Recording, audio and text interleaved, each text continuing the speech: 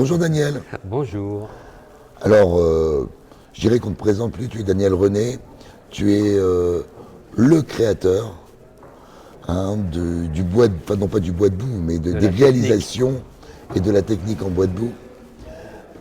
Hier, on a présenté un petit peu l'ensemble de tes œuvres.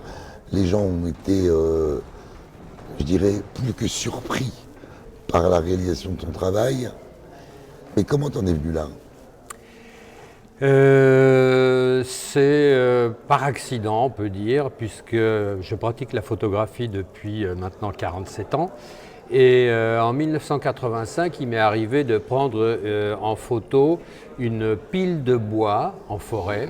C'est-à-dire que quand les bûcherons abattent les arbres, ils les empilent au bord du chemin, de façon à ce que le transporteur puisse venir avec son camion pour les charger. Et j'avais pris une photo de cette pile de bois, mais cadrée serrée. C'est-à-dire qu'il n'y avait rien au-dessus, rien en dessous, pas de sol ni sur les côtés, juste les piles de bois. Et quand j'ai développé cette photo dans mon laboratoire, je me suis retrouvé avec une épreuve de 24 sur 30 cm et je me suis dit là, on dirait un tableau abstrait avec des rondelles. Et de là, je me suis dit, pourquoi est-ce que, à partir des bois que j'ai vus là-bas, pourquoi est-ce que moi je ne ferais pas des tableaux avec des rondelles, bien entendu, beaucoup plus petites, mais qui auraient ce même empilement. J'ai fait un essai. À l'époque, je vivais en appartement, donc ça a été très, très chaud. À cause du bruit des scies et autres engins qui dérangeaient les voisins. Et j'ai fait un premier tableau qui s'appelle Agrégat et qui m'a permis de vérifier la viabilité de cette technique que j'avais imaginée. J'en ai fait 3 ou 4 de plus dans la même année. Et puis, comme j'étais satisfait du résultat, voilà, j'avais vu que c'était viable. Donc, je suis passé à autre chose. J'ai fait de la photo, j'ai fait de la musique et les tableaux sont restés empilés dans mon garage pendant une trentaine d'années. C'est beaucoup quand même. Oui, oui, mais voilà, je savais ce que je voulais savoir. Donc, je revenais à mes premières amours qui étaient la photographie et la musique. Et en 2013, je crois, ma sœur m'a rendu visite, puisque je venais d'acheter une maison en Touraine, et elle a vu les tableaux, et elle m'a dit « Waouh, c'est super, tu me donnes celui-là ?» Et moi j'ai dit « Non, ils sont juste ébauchés, hein. C'est-à-dire il y avait juste la résine, à peine poncée, pas d'encadrement, pas de vernis, rien. Je ne vais pas te donner des trucs qui sont pas complets. » Elle a réfléchi, elle a dit bon, si tu meurs, je peux l'avoir en héritage. Donc, c'est une délicatesse. Je me suis dit, si ma sœur, qui est une grande intellectuelle devant l'éternel et amatrice d'art, si ma sœur est prête à souhaiter ma mort pour qu'elle hérite d'un tableau qui n'est même pas fini, ça vaudrait peut-être le coup de poursuivre dans cette voie-là. Donc j'ai repris mes tableaux, je les ai terminés, encadrés, et j'ai poursuivi dans cette technique en la faisant évoluer.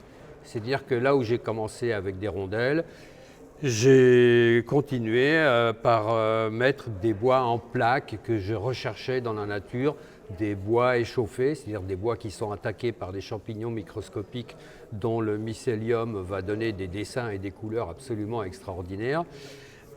Et j'en suis arrivé à utiliser vraiment tout ce qui vient de l'arbre, c'est-à-dire les racines, le tronc, les branches, l'écorce, les feuilles, les fruits, les graines. Et j'inclus également dans mes tableaux parfois de la peau de boa ou des fleurs, des feuilles de vigne, bref, tout ce qui vient de la nature. Tout ça répond à une philosophie, c'est de donner une seconde chance à des bois qui sinon finiraient par pourrir sur le sol ou bien finiraient brûlés dans un feu de cheminée. En quelque sorte, je fais du recyclage, si on peut dire. Enfin, on va pas parler de recyclage dans le bois parce qu'il n'y a pas de véritable recyclage. Tu nous as pas dit pour la petite histoire, quand tu as fini tes premiers tableaux, tu l'en as donné à ta sœur? Non, non, parce qu'elle était venue juste pendant un jour ou deux. Ah oui, Et mais, puis moi, j'avais pas. et avec du recul.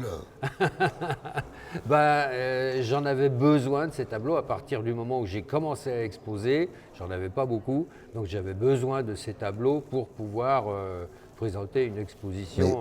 aujourd'hui, ce qu'on voit, c'est que par rapport, parce que moi qui ai vu un petit peu l'évolution de ton travail, au départ, tu travaillais réellement le bois de bout, mis bout à bout d'ailleurs, hein, pour arriver à quelque chose.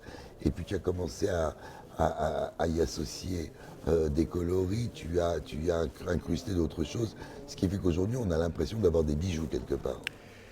On peut penser effectivement que mes tableaux, par certains aspects, contiennent des pierres semi-précieuses, des agates, voilà, de ce genre-là.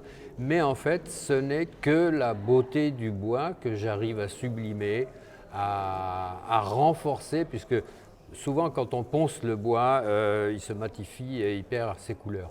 Donc les couleurs, pour les récupérer, les couleurs d'origine, il faut les rehausser avec des encres et des vernis. Mais j'ai compris. Bon, bah écoute, Daniel, merci beaucoup pour cette interview. Là, je t'en Merci prie. beaucoup d'être avec nous. Et puis ce soir à 18h30, tu nous feras une petite démonstration de ton travail. Exactement. Merci, monsieur Daniel. À De très rien. bientôt. À bientôt. Au revoir.